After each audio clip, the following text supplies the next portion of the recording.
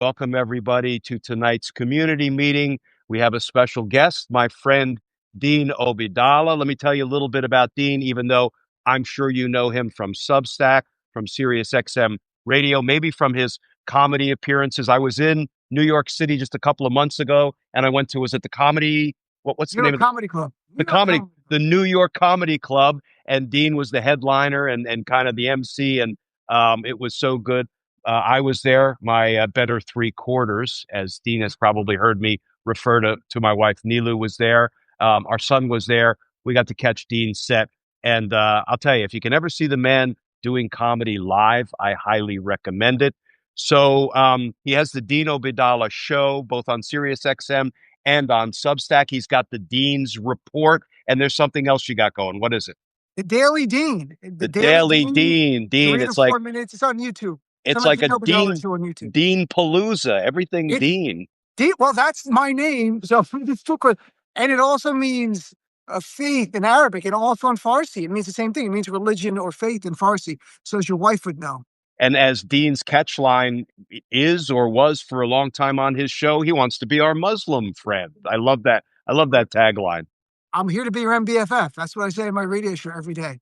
So if you don't know, Dean is also a recovering lawyer. He practiced law for several years before kind of turning comedy and journalist. And he is a justice warrior. One of the things that Dean is good enough to do is he'll come down to some of our Team Justice annual gatherings in DC, and he'll do a set and he'll get everybody whipped up. And so much of his commentary, his analysis, his written work product, he writes a whole lot more than I do.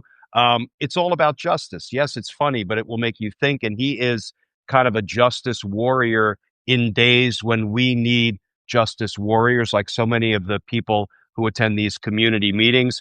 I learned a little something when I was researching Dean. His first performance as a comedian was at the New Jersey State Bar Association comedy show. I'm a New Jersey bar member myself, and I thought that was a surprising way to launch your comedy career with a bunch of lawyers. We don't tend to be all that funny. It was the funniest lawyer show sponsored by the Bar Association. That's funny. And he was with Saturday Night Live as a rights and clearance researcher for a number of years. He also wrote jokes for Saturday Night Live, for Weekend Update, and he was an extra in some of the sketches. And I learned a whole lot. You might remember him from Comedy Central's Axis of Evil. I mean, the man's body of work is phenomenal. So, Dean, I don't even know why I'm here. Dean, thank you. Yeah, that's right. You're too good for this. I was ridiculous. No, but listen, I appreciate you jumping on with us. Sure. It's an honor to be on. You always come on my show. I so appreciate it. I learn a lot from you. So it's great to be on your show tonight. All right, Dean. So we're going to start with the light stuff. I want you to tackle any issue of the day that is top of mind for you. It can be political, it can be legal, it can be military, it can be, what is top of mind for you at this moment? It's Donald Trump falling asleep at the cabinet meeting over and over again. And my best part of it, you have to watch it, folks. Marco Rubio sitting next to him talking, and Trump goes like, Rubio's talking, and he goes like this. Imagine you're in a meeting with your office, with your boss and a bunch of people, and you're talking to your boss next to him, and he just closes his eyes and goes to sleep. You'd be like, there's something wrong with the boss. There's something, someone's got to call someone. The president of the United States does that. The media doesn't even lead with that. They put he closed his eyes several times. He was asleep. He was asleep. He can't even stay awake at cabinet meetings. We have a deep problem. 25th Amendment, folks, start reading up on it, even though they'll never invoke it, these guys. But I had Dr. John Gardner on last night from Duty to Warn, a psychologist, even before this sleeping thing, talking about the guy every day is the best you'll see him, because the next day he'll be worse because it's degenerative. And it's not even me wishing it. That's the reality. It's so bad. The New York Times actually wrote an article last week about his slide, and they gave data points. For example, he has 40% less personal appearances this year than in the first year in the first time. 40% less. And it used to be he would come down at 10:30 in the morning to like 5 or 6 and work. Now he's coming down afternoon, like 12, 12:10. And he's only doing public appearances generally between 12 to 5, because as Dr. Gardner pointed out, he's sundowning. And as someone on my late mom had dementia and cognitive problems, we all know what that means. Later in the day, if you have cognitive issues, it gets worse. And so each day will be worse. He's falling asleep at meetings. Remember the meeting where the guy collapsed and he just stood there and Yeah. like this straight? And it's funny a little bit, but if he wasn't president, we could just laugh about it. The guy's president, so I don't know who's running the government. And I really think corporate media sucks. They're so afraid of him to talk about this more. There should be I applaud the New York Times, but everyone should be covering this. We really don't know who's running the government for most hours of the day, to be honest. And Dean, you mentioned the 25th Amendment, removing a president for unfitness. And I know it's a real uphill climb because you got to get the vice president, you've got to get cabinet members, you've got to get, but don't you think there will come a time, given, the progression that we are seeing with our own eyes, like you say, he is less well every day and he's not going to get better. Um, there may be a time when, I mean, they can't weekend at Bernie's, this guy in the Oval Office, right? There may come a time when just as a matter of practicality, they're going to have to deal with his unfitness, don't you think? I think so. They'll try to do an AI version of Trump just walking around, some kind of three-dimensional projection. But I think it'll be purely a political calculation when the powers that be from the Heritage Foundation, Project 2025 people, and Miller and others think like JD Vance is ready to wear the jacket and that Trump is no longer sustainable, then that might be the time. But it can't look like a coup because then JD would lose the MAGA base, right? So it's got to be something organic. I think they're hoping that he just will either something really a calamity happens, or that he says, I don't want to do this anymore, which is unthought of, unheard of. But look, Glenn, he literally didn't remember what part of his body there was an MRI on. Yeah. Like this, he said, what part of your body was the MRI? He goes, I don't know. No one's ever forgotten what part of your body you get an MRI on. It's not like you stand there and they take a picture. You sit in a tube which focuses on that part of the body. I had it for when I tore an ankle ligament, and he doesn't remember because he doesn't remember. And he literally doesn't remember. This is deeply concerning. He couldn't remember Hakeem Jeffries' name a month ago during the shutdown because I met with Chuck Schumer and this very nice guy. He called him a very nice guy. Hakeem Jeffries is from New York. Donald Trump's from New York. He knows who he is. His brain could not access the name of the guy. And that's the guy in the White House. And every day, tragically for us, he will get worse. I have no sympathy for him. He's a horrible, vile person. Like today, he was saying Somalis haven't contributed to this country. And Yeah. Ilhan Omar, who's my friend, he's calling her garbage and everything. Anti-Muslim stuff, anti-Black garbage going on there. That's what he's doing. So he's a mess. And corporate media continues to fail us. And that's where independent media. I mean, Glenn, you, everyone on Substack, everyone doing podcasts, we are not reined in by the corporate media executives. We have to tell the truth. We're the only ones left telling the truth. Yeah, no, I agree. Independent media is not the wave of the future; it's the wave of the present. Um, so I'm glad you raised JD Vance and what might happen to the MAGA base when, not if, but I don't believe Donald Trump will make it through this term. I really don't. I don't know whether it will be a health event, whether it will be the 25th Amendment, whether it will be impeachment, whether it will be something that we can't even foresee right now. But I do believe JD Vance will actually step into the presidency at some point in the next year or two. And let me just ask your opinion. What do you think happens to the MAGA base? What do you think happens to, the powerful people in Congress, the Republicans, when JD Vance takes over the presidency? I have my own thoughts about it, but what's your take on it? Look, if you look at the MAGA base, there's different different buckets. One of the Wall Street Republican crypto guys. He's fine with them. Peter Thiel is his benefactor, right? So he'll have them. He used to be in Silicon Valley. After he wrote his book, he really didn't practice law. He graduated from Yale Law School. He goes out there. So he's got that component. What I see him leaning into now is trying to get the real vile white supremacist Nick Fuentes type, where he would not criticize Nick Fuentes. He will not criticize racists in his own party, say horrible things about his own wife and or at least people who are also of Indian heritage. So this is a guy who will put his morals, his principles secondary to his political aspirations. The question is it sincere? I will say this, I was concerned. He spoke at a Turning Point event recently and I had a huge crowd come out to him. I do think a lot of people dismiss him as not being charismatic like Trump and all that stuff. That's true. But think about it, the MAGA base, they have nowhere to go. It's either with him or they go home. Like there's no other place. So some of those people who just like Trump, I think a lot of them will leave. But if he can get younger people to like him, the turning point crowd, the rich people, which he's going to have from Silicon Valley, the more mainstream conservatives who were kind of embarrassed by Trump, they won't be by J.D. Vance. He went to Yale Law School. He's younger. He speaks a little bit more coded in his bigotry and racism, just a little bit more. I think he's very formidable. I think, and we can't underestimate him. That's my big takeaway. He's beatable, but I think he's more formidable than people are believing right now.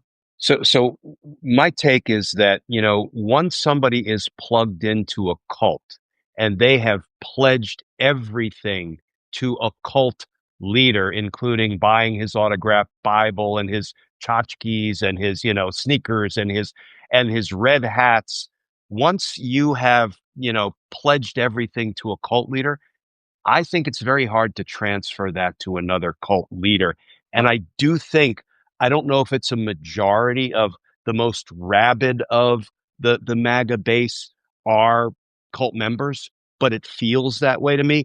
I tend to think it does not hold together in a way that works well for JD Vance. And I believe the Republicans in Congress are going to start fighting one another for the power base. And I think it will all tend to fall apart in the event JD Vance, steps into the presidency. But we will probably see. Yeah, we will probably see. I will say this: if it's sensed that JD pushed Trump out by way of the 25th Amendment or anything, or if there's even a hint of it that we can, as Democrats, exploit, it will fracture the base even more. So Democrats in the future have to do everything they can to fracture the base from the outside, the same way Trump did with the Bernie-Hillary divide. Remember, he put fire on that, fuel on that all the time. That's good politics. It's despicable, but it's effective politics. We will have to do the same thing, and only time will tell. But I would just say JD Vance is not Trump. I think some of the base does go away. I agree with you, but I think he is better at this than many people give him credit for. And just watch him. And I also think he's devilish. He is potentially evil in a different way. And after Charlie Kirk was killed, the stuff he said about revenge and retribution really alarmed me. It was a different thing than Trump. It was colder and more calculated. So don't dismiss him. At the very least, he's dangerous. So I hope Yeah. everyone agrees with that. He might not win, but he's a dangerous person. All right, let's take on one legal issue. And you and I talked about this for a few minutes before we jumped on live. So, I saw the reporting today about how the Virginia State Bar decided that they're not interested in investigating the unethical conduct, the violation of DOJ rules, regulations, and procedures, or the violations of federal law obviously perpetrated by Lindsay Halligan. And let me just read you a little bit of a one paragraph letter that the Virginia State Bar issued saying we will not investigate Lindsay Halligan. They say that the Virginia State Bar cannot initiate a disciplinary investigation whether criminal indictments were obtained through material misrepresentations of facts and done for political purposes, and they were. That falls within the authority of the court to determine, and not this office. If the court determines that Miss Halligan made false statements to the court and sanctions her, then the Virginia State Bar can initiate an investigation. And here is their second point. Whether a lawyer violated federal law or agency regulations is a matter not for the Virginia State Bar, it's for the Department of Justice, in essence. Now, wait a minute. Are we going to ignore the reality? Now, Lindsay Halligan is barred in the state of Virginia. That is the state from which she holds her law license. And are they going to ignore the reality that the FBI isn't going to investigate any potential violations of federal law by Lindsay Halligan? The Department of Justice, either the Office of Professional Responsibility or the Ethics Office, are not going to investigate any potential unethical conduct of Lindsay Halligan, because let's remember, Pam Bondi fired the head of both OPR and the chief ethics officer. And yet we get this letter that seems detached from reality, where we are these days. And that comes on the heels of the Florida State Bar, Dean, after receiving more than 1,400 ethics complaints about Pam Bondi. Here's what they said. They said, the Florida State Bar does not investigate sitting officers appointed under the U.S. Constitution while they are in office because it could encroach on the authority of the federal government and the exercise of their official duties. To which I say, are you shitting me? Mm-hmm. Yep. I look. I wrote an article for Substack about the need that both Bondi and Halligan should be disbarred, and I even quoted people like Ty Cobb, not the dead baseball player, the former lawyer from the Trump administration's first term, who said point blank on MSNBC and CNN they should both be disbarred. I will note that in my article, I was worried that the states wouldn't do anything, and that the federal court, as you know, has the inherent power to to do discipline of lawyers. So a district court can bar her from that district or a court of appeals. There's actual ethical rules for the court of appeals that are in that district, in that circuit. If they do disbar her, it would likely be recognized in other federal courts. Now, not a state practice, but it would mean she couldn't practice in federal court, which makes it really hard for someone who wants to be a U.S. attorney or a DOJ. In that case, really for a U.S. attorney, she couldn't go to court anymore. But look, at the end of the day, I don't believe Virginia could do something afterwards, but on some level, I can almost understand why they're saying when they're in office, we're not going to do it because they fear politics plays a role in other settings, in other scenarios. So in the big picture, I get it, but we've had this discussion numerous times. We need these local state disciplinary committees to do their job because Donald Trump can pardon them for federal crimes, but he can't pardon them for state actions in terms of disciplinary action. So I disagree with their actions now. I can see the big picture why it would be concerning. Because what Democrats are there and you have Republicans in bad faith saying this person should be disbarred, and you have enough people, you can start disbarring U.S. attorneys around the country for no reason. But if you're not going to hold them accountable, no U.S. attorney appointed by Trump is going to change their conduct. That's the problem. And it feels to me like if you're saying, okay, we have members of the Florida bar who have obviously, if not daily, acted unethically. We have a member of the Virginia State Bar. We saw the transgressions. We saw the abuse of the grand jury process. She was unlawfully serving in the position. We saw with our own eyes ethical transgressions and other transgressions. And if state bars say, well, while they're in this administration, while they're serving in the Trump administration or any presidential administration, it's hands off. That to me feels like a political determination. It doesn't feel, listen, Dean, there are lots of lawyers serving in lots of different jobs. Some of them are state government jobs. We go after them, but we're going to be hands off federal government officers simply because of their job. That feels wrong to me.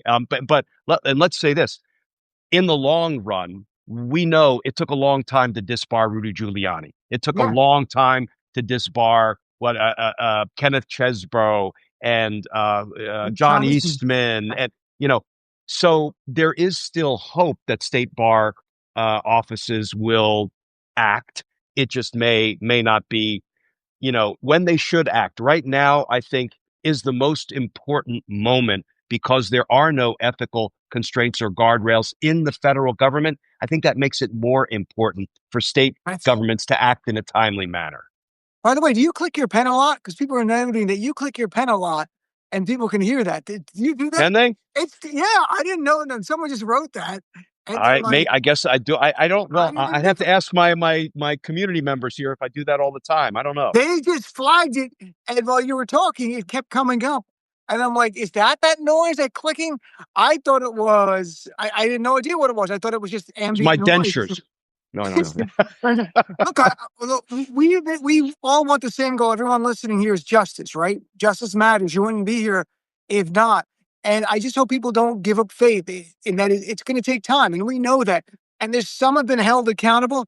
I hope Donald Trump still ends up dying in a prison cell because that's where he belongs. Yeah. For the longest time, you and I, Glenn, talked about the need for Merrick Garland to have moved swiftly And we were doing it in real time. Glenn and I actually talked about doing a press conference outside of DOJ with officials, with even whoever we could get, to demand they prosecute Donald Trump, because a year in, nothing's happening. And it took over 2 years to get an indictment.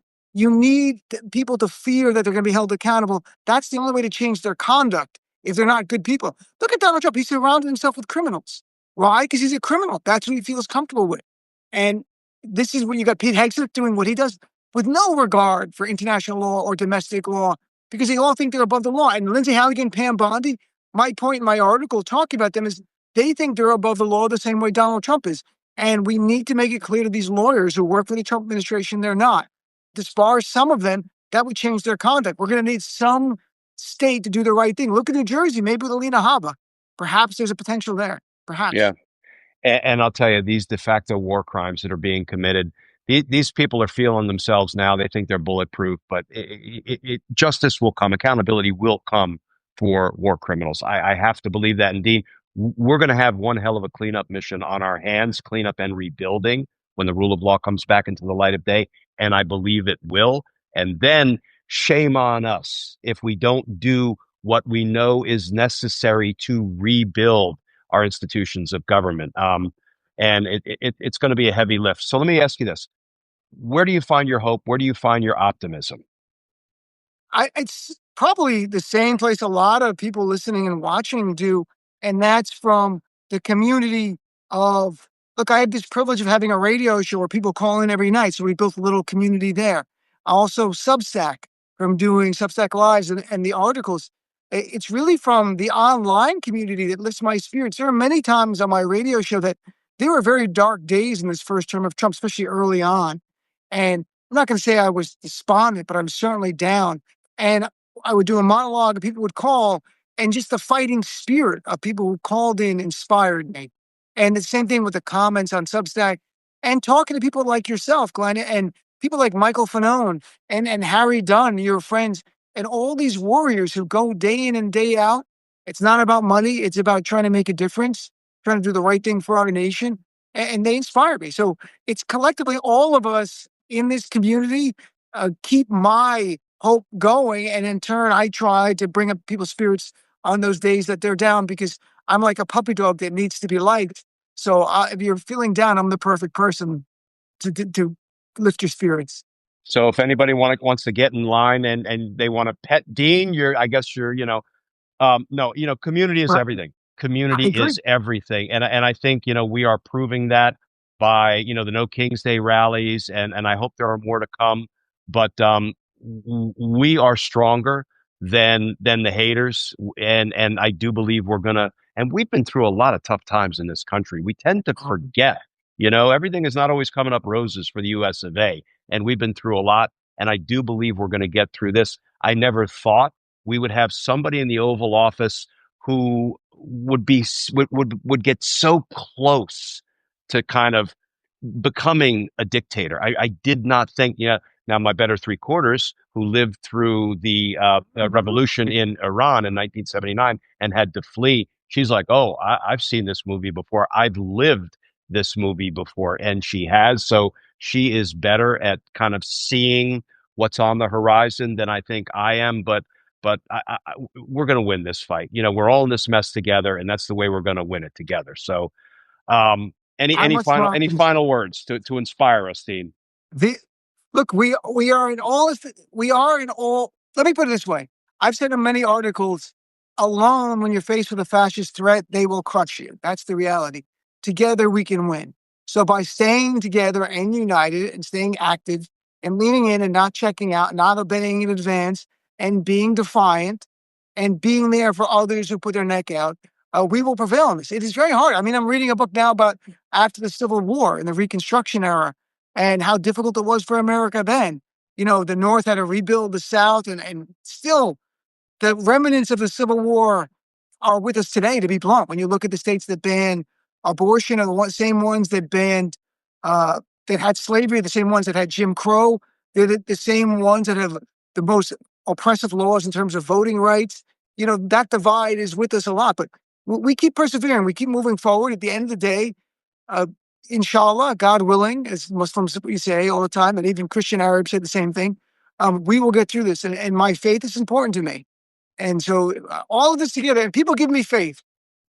So I feel good. I think we're in a much better place than we were a year ago, Glenn. December last year, I didn't know the darkness we were going to face. I knew it was going to be bad. We've gone through this one year. We are closer to prevailing. We have to win in November. That's our battle of Gettysburg. It's the November midterm election. We have to win it. We And lose there. as long as we have free and fair elections, and I believe we will, Donald Trump will try to interfere. Um, I think we're going to win, in an absolute landslide. I think the recent elections prove that. I don't know what's going on in Tennessee right now, but man, I would like to see them pull that out in Tennessee. That's going But to be fun.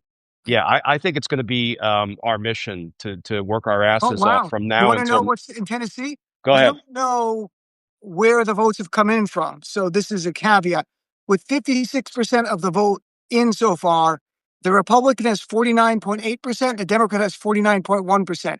This is a district Donald Trump won by 22 points Yeah, last summer. They've been panicking about it. Now, again, 56%, it could be all from the urban areas, and this could end up being a 7 or 10 point win. But if it's 22 points, and if we keep it in single digits, this is a huge win. 1 or 2 points, the GOP brand in a year. What a difference in a year, right, yeah, Glenn?